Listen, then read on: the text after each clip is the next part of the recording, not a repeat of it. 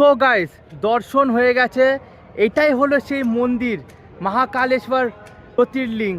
এই জ্যোতির্লিঙ্গে যদি তুমি এসে পুজো করো, তোমার সব ভয় একদম দূর হয়ে যাবে। মহাকালেশ্বর জ্যোতির্লিঙ্গ ভারতে প্রথম এমন একটা জ্যোতির্লিঙ্গ যেটা কিন্তু দক্ষিণমুখী।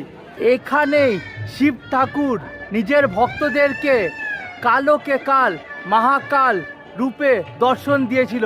তার জন্যই এর নাম পড়েছে মহাকালেশ্বর জ্যোতির্লিঙ্গ। এই মন্দির নিয়ে কিন্তু অনেক প্রাচীন কথা আর রহস্য এখনও অবধি লুকিয়ে রয়েছে এই উজ্জৈন মহাকালেশ্বর মন্দিরে। এখানে এই কথাটাও বলে অবন্তিকাপুরীর যে রাজা ছিল বিক্রমাদিত্য, অনেক বড় ভক্ত থাকে মহাকালের, শিব ঠাকুরের। তো তাই মহাকালের আশীর্বাদে বিক্রমাদিত্য 132 ইয়ার্স অবধি রুল